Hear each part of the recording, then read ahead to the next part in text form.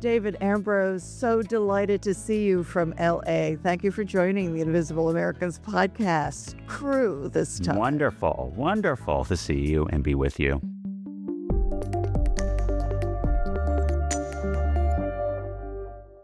Today we're talking about poverty, democracy, race, and the unfinished promises America keeps making to itself. Our guest is Adam Green, Associate Professor at the University of Chicago in the Department of Race, Diaspora, and Indigeneity, History, and the College, Chair of the RDI Curriculum Committee, Co-Chair on the Council on University Community Relations, and a leading scholar of Black political and cultural history. He also wrote the introduction to Sargent Shriver's We Called It a War, Lessons Learned from the Fight to End Poverty. Thank you so much, Professor, for joining us today. I want you to know that Sargent Shriver formed so much of my youth. My very first job was at an anti-poverty program in my neighborhood. And then I signed up for the Peace Corps. I mean, so much defining of the 60s. So we want to thank you for bringing his memoir to life and for giving it a truly wonderful introduction.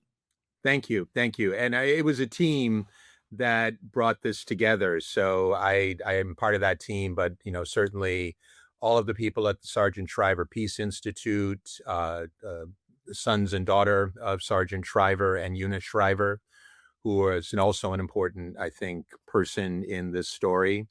And then a number of people that were close associates of Sargent Shriver over the course of his life, all really labored to bring this book into the world. And I think there was a sense that there needed to be more of a conversation around someone who, as you just mentioned, Carol, was such an important architect of of a kind of structure in the country to imagine really working on identifying problems, seeking to improve them, and really imagining a United States as a nation that could really claim effectively to take care of all of its people and to engage all of its people in building a shared future.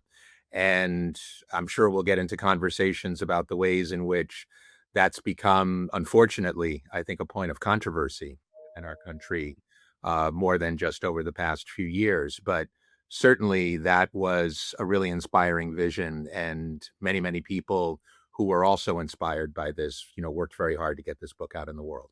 And is it true that you found, that someone found or remembered that he had written this very detailed and extensive, it's not just a quick, oh, this is my life. It's very detailed, that they found it in the archives at the Institute?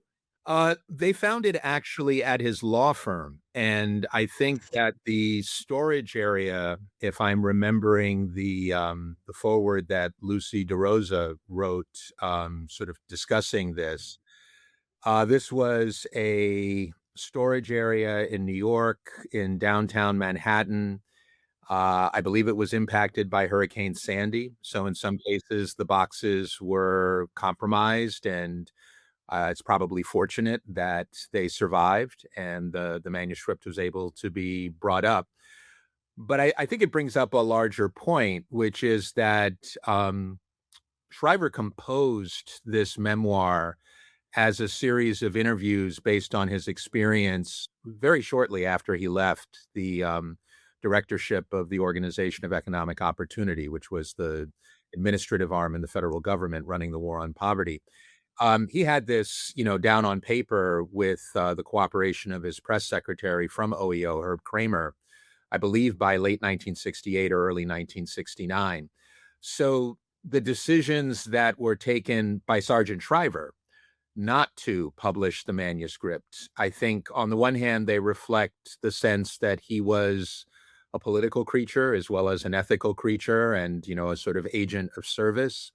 And he was imagining what would be the different sorts of ways in which a memoir that told so many truths about running the war on poverty might be received, among his peers within the political class. And so I think at one point, Bill Josephson talks about this also in his foreword, he just decided, I need to hold on to this and not bring it out.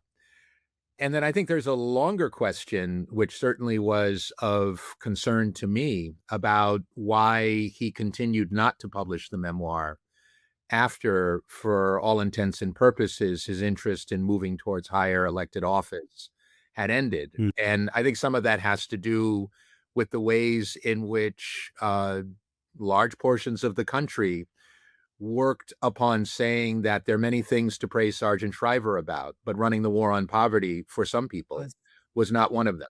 And was not one of them.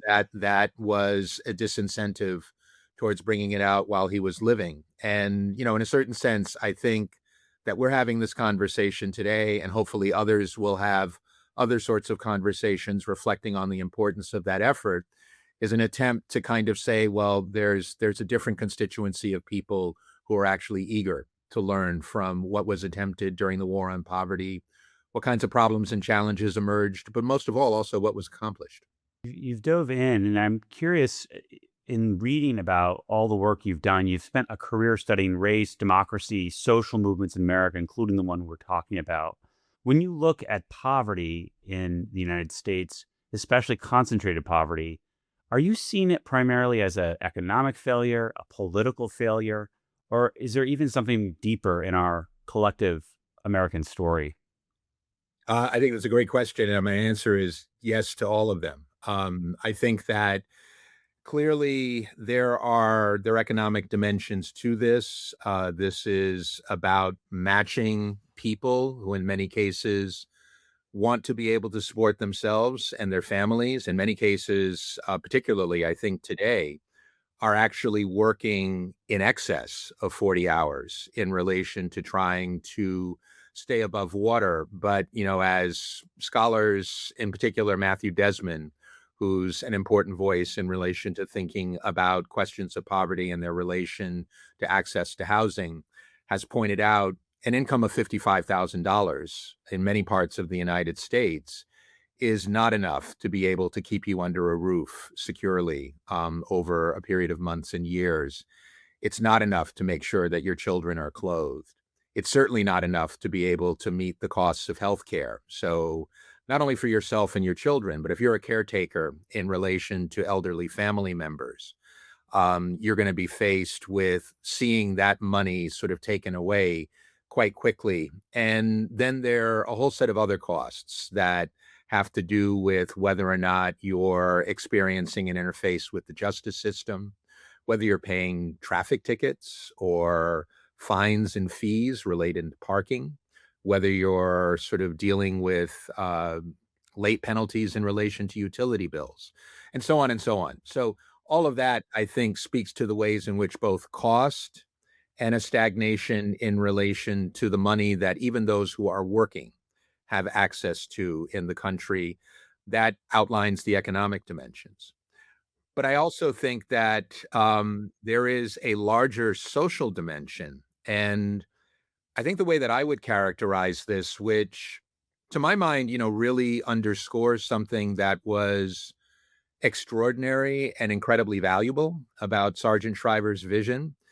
Like your work on this podcast, Sargent Shriver was interested in making people in the United States who many people understood to be invisible, the poor, more visible, more able to be kind of brought into calculuses about intelligent and sustainable public policy, more deserving of being acknowledged as people who should be actively enfranchised in relation to both their participation in different sorts of community agencies, whether it's Head Start, whether it's Job Corps, whether it's Vista and volunteer services, whether it's legal services, in order to be able to diagnose the ways in which the law is not adequate to protect the rights of all people within society. I think that Shriver was a very consistent advocate for empowering people to be able to claim a more important, more prominent, and more influential space within society. And that without doing that, you would have charity, but you wouldn't have a remedy for the problems of poverty because of the ways in which people were marginalized from society. And I think particularly speaking to those qualities then points out that this is also simultaneously a political problem. And it's not just a political problem in the sense that poor people historically in this nation and particularly over the last 50, 60 years, have been disenfranchised and not really allowed to participate and ensure that their concerns and their priorities are factored in to the ways in which we design an agenda for running the country. Yeah, yeah, Adam, you mentioned, and forgive me for No, no, interrupting. it's fine. I want to get back to that, but you mentioned Head Start and Vista, the Job Corps, et cetera. For those who may not know those or know it by those names, when the war was was active, was so touched to see that Darren Walker credited Head Start for giving him his head start in life, and Right. he became president of the Ford Foundation, very a truly successful man in America. Talk to us about some of the programs Sure. and what Sergeant Shriver was attempting to do, and also I think important for us to discuss is how far along we got as a country in his efforts. Yeah. I think Head Start's a great place to begin because it's reminding us that the problem that we call early childhood education was the motivation for Head Start in the mid 1960s when Shriver, together with a number of specialists, some of them, pediatricians, some of them early child psychologists and psychiatrists, some of them people who were working in relation to advocacy groups in a range of different cities, Nashville, New York, Baltimore. I think that those were three of the places where, many of the people who were initially involved with the design came from. And they all pointed to the fact that poverty in many cases needed to be understood as something that impacted families as much as it impacted isolated individuals, and that one of the best ways to try to, in a sense, intervene on poverty was to try to lift up the conditions of families. And one of the best ways to do that was to try to find ways to enrich children, support children, protect children at a very early age, and make sure that they were receiving every opportunity to be able, in one sense, to achieve and compete within the educational system. But I think I'd want to maybe get away from grit and maybe get away from thinking about how to identify the winners within a system and think more about the ways in which Shriver was saying that when everybody is raised up through a program of intensive support, that makes it possible for everyone to increase their capacity and everyone to realize a greater ambition within society about what collectively we could do. So Head Start, I think, was significant for those reasons, but Head Start was also significant because it was one of the first efforts to say, in essence, that you need a wraparound, you need a wraparound suite of services in order to be able to meet people's needs when they're dealing with significant deficits in relation to wealth, income, public resource, and personal conditions of security. You need healthcare in terms of diagnosing various sorts of early chronic conditions or diseases that might be holding children back, factors that compromise their eyesight, factors that compromise their capacity to remain awake while they're in class, factors that have to do with nutrition. You need support in relation to making sure that home environments, as much as possible, are stable. So there needs to be attention to thinking about the material circumstances of parents. You need to find ways to lift up and dignify the relationship between parents and children within the family as seen by the public. So in many cases, parents and adult relatives of kids who are enrolled in Head Start were actually invited to serve as staff on the programs and, gain skills in terms of childcare work, but also be able to participate in the well-being of their children as part of the work environment. And then finally, you needed teachers who were dedicated and people who were thinking about early social skills, early intellectual or academic or emotional well-being skills to be able to kind of encourage children to develop appropriately before actually entering to the school system. So this is a long description of Head Start, but one of the things that it points out is that when you take a child and try to improve their condition, you're thinking about diagnosing all of the touch points along the way within society that either help that child realize their capacity or hold that child back. And I think there were similar sorts of ways of understanding that legal services, when you bring a client who is poor into contact with a legal advocate, you're thinking about how to diagnose all these different dimensions of the way in which their lives are constituted through the case that's brought before them. When you're thinking about Job Corps, you're thinking about the soft skills of socialization, conflict resolution, ways in which people think about being able to routinize certain sorts of better habits in terms of being able to maintain eligibility for work and employment, in addition to just getting a job done at the site.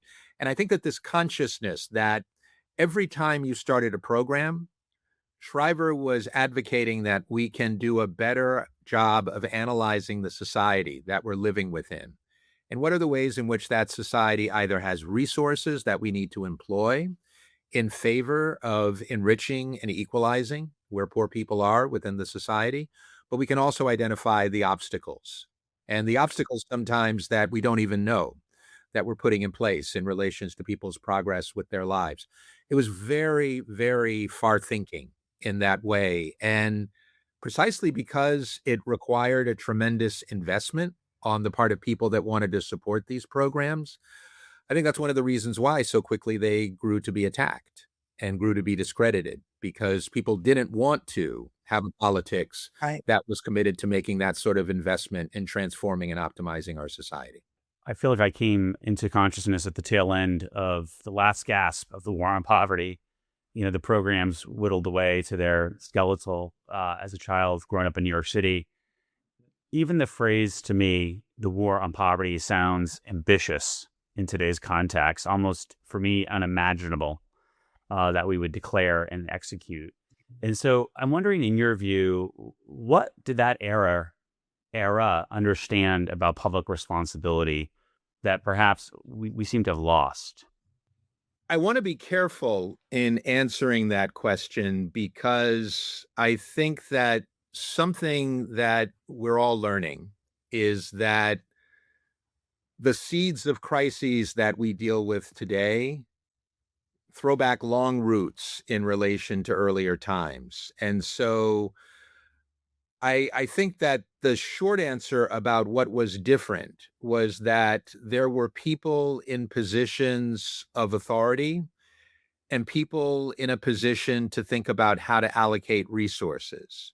A number of people within Congress, certainly Sargent Shriver as a kind of driver of this work, certainly a range of people who came from everything from union leadership to senior positions within the Peace Corps, to academia, to, as I was talking before about Head Start, child services, and said, let's actually come together and design a suite of public programs and public policies that together would form one of the most ambitious domestic initiatives that, people can identify over the past 2 generations or 3 generations. And you're right, David, that our vision is quite low. Shriver used to use a phrase that bringing our rhetoric down to match our unwillingness to exert our will is not a substitute for the ways in which we should raise our ambitions in order to meet the enormity of the problems that we face. He was always someone who wanted to grow into a challenge. And in the same sort of way that I wouldn't want to say that the problems of today only started in today and don't have roots in the past, including the time when Shriver was working, I also don't want to say that there aren't people, there are many, who are trying to find ways to scale our collective ambition as a society up to meet the problems that we face rather than sort of tamp them down in order that we don't need to challenge our worry that we don't have the will to execute something or the ability to execute something. Yeah, the subtitle of the book is Lessons Learned. What would you say they are? Because we certainly need that big thinking and that sincerity to help and to create change in this country. What is the big takeaway in terms of what lessons, particularly, would you say, take this, pay attention, do this? Right. The first, which goes, I think, to many of the initial efforts coming out of the war on poverty legislation and the different strategies that were designed in the programs, is that we have to understand these problems rather than demagoguing them. We have to actually think about in the long term, over the long term, what are we going to do to address these problems rather than what kind of short-term gain can we get by dividing people, by identifying a scapegoat, by saying this is someone that has to do with someone's fault who should be set outside of the circle of belonging within society. In so many different ways, we've forgotten that lesson in the society we live in today. And not everybody believed that in the 1960s. But enough people in leadership did believe it, that it became something that could drive the ways in which we thought about progressive and ambitious public policy. I think the second thing is that we need to appreciate the comprehensive character, certainly in design, and in some cases, actually in implementation of many of these programs. And I would say, legal services, Head Start, are really at the top of that list. And they have survived and they have enjoyed champions over multiple generations now. They are under a particular sort of threat with this current administration. But many, many people remember them as formative in the way that you were sharing with me a moment ago, Carol.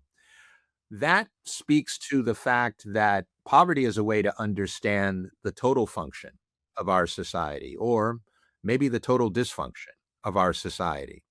And it's a good teacher to consult in relation to thinking about the kinds of things that we need to change and the kinds of things that might be better. But I think another way of maybe putting that, which goes more, I think, to directly what we often raise up right now as a crisis of public community and civil community, is that poverty is not only the problem of the poor.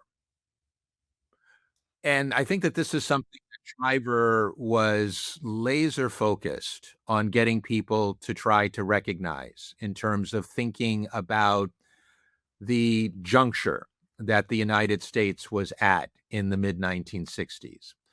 Thanks to the courage of African Americans and other allies across the country, the civil rights movement and the freedom struggles that coalesced around them, and they were everywhere in the nation, had really indicated that it was possible to compel government to do something that it might not be inclined to do on its own, which was to actively commit itself, even if only for a time, to trying to achieve meaningful, enduring equality in relation to different groups of people that historically had been put on completely different footings with one another. And I think as I tried to write in the introduction that I contributed to the memoir, that I think was a source of inspiration to Shriver. And he said, if that could be done in relation to legislation around civil rights, why can't we also do it in relation to addressing poverty? And he worked very hard to move this forward. He had many collaborators. Many of these programs survived and continue to be important today. But one of the things that I think has changed, and we really do need to get about the business of trying to change it, either to go back or to go forward to an even better place than we were in the 1960s, is that there is no advancing this nation, there is no advancing humanity at large without figuring out a destiny in which everyone is advanced. Everyone is recognized. Everyone matters. And I think there have been so many things that we have done collectively as a society to move away from that truth and say that we can advocate, we can administer, we can wield power in ways that are only intended to benefit a select group of people. And the more that we concentrate power, wealth, opportunity, the better, because then we have that in the hands of people who will administer it and distribute it in the ways that, in their enlightened conception of themselves seems best. But what we lose is the sense that we even comprise a society where we care for each other. And I think that what has just progressed over time is more and more um, unimaginable visions of Yeah. thinking about that version of who we appear to be as a society and who we reveal ourselves as a society. That was never something that Shriver believed in terms of advocating for these programs and the tens of thousands of people who worked in them Yeah. and the hundreds of thousands of people like Darren Walker who remember Yeah. being formed by them. They don't see the society that way, but too many people do. And so I feel like that also needs to be put on the table, is that we're revealing ourselves to believe that we can part and sort the people that deserve a destiny and the people that do not. And we can't continue to survive as a nation if we continue to go down that road.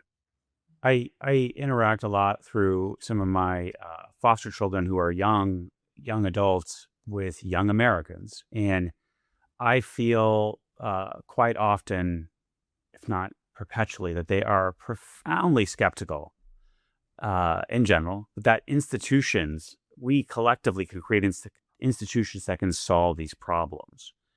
I see that skepticism as incredibly dangerous and sometimes healthy.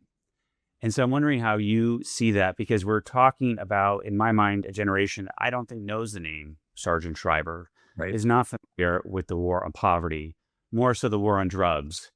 And Right. I wonder how we bridge that and how we not deny the skepticism because it's been proven, but how we also prove that we can do these things because that's also true. Our hope among the people that helped put this book together and get it out into the world, it was not only going to be read by people who remembered Shriver and revered him, and there are many, but it was going to be read by people, as you just described, David, who had never heard of him and who, upon learning that he had been involved in this effort and done so much to drive it forward, could be credited with a couple of points that might engender a discussion about what might be possible today or what might be possible in the future. First, that this went from 0 to 60 in a very short amount of time, and maybe even 0 to 160 in a very short amount of time. There was no anti-poverty program that was at scale prior to Sargent Shriver stepping into the areas that he was in, speaking with people, and ultimately into Congress advocating for it. That means that something that doesn't exist can actually come into being, but it takes vision, it takes effort, and it takes collaboration. I say this to my kids: cynicism is a luxury that millions of kids cannot afford us to indulge in. Poverty is a choice. Child poverty is a choice we're making collectively. And I feel cynicism is too often the default vogue shrug. What can I do? And I think this man's story embodies what a person and us collectively. I think the hero approach to history, I think this book helps understand it. It was a collection of folks with this gentleman at the front end, but a collection of institutions and folks that, as you said, brought it 0 to 100 in such a short period of time. So I really appreciate that. And I hope it's a name that is on the tip of the tongues of our young people, because it needs to be. This is the embodiment of what, to me, is the American spirit. All right, Professor Green, give us your final charge to us as we close out. What's the final Sergeant Shriver charge? I think the thing that I might start with in terms of where some of that cynicism, as I've encountered it, comes from also, and I agree that it is justified, is that young people don't feel seen. within our society oftentimes, and they don't feel credited or taken seriously in terms of helping determine our future. And, whether it's the Peace Corps or whether it's the war on poverty, there are many, many instances in this story of Shriver and those that worked closely with him recognizing that they needed to sit down and listen and learn about the lives that people were actually living and learn about the vision and the hope for the kind of life that they might be able to live if they had some wind at their backs, if they were given some access to resources, if they were invited into conversations. And I think that that's a challenge to young people, maybe, to not be so cynical, but it far more so is a challenge to those of us who are older to make sure that we're making credible sorts of gestures and credible kinds of commitments to our young people to design a future together. And I think if we do that, then we open up the kinds of conversations that allow us to take a book like this and say, what can we learn from it? What can we learn from the mistakes? And there were many that were made during that period. And let's enlist in a new effort, whether we call it a war or not, to try to abolish this condition that leaves, so many people outside the circle of building the country that we need. Professor Green, we thank you so much for being with us and sharing the book with us. One of my greatest disappointments was that I never got to serve in the Peace Corps. I was enlisted, but there had turned out to be a war in Africa where I was destined to go. So instead, I had to go to grad school, and I think about it still to this day. I wonder what my life would have been like had I actually been able to follow that dream. But thank you so much for sharing Sargent Shriver's dreams with us. And we will make sure that as much as we can, that the young generation gets to understand what he did and what it means to us. Thank you. Thank you for your work, and a pleasure to talk with you.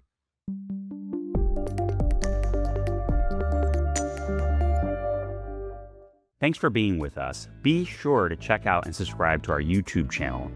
You can also find more information about our guests, and we have show notes and all of that, and about the podcast and the other events and volunteering that we're doing on our website, theinvisibleamericans.com. Thanks for being with us today. We'll see you the next time.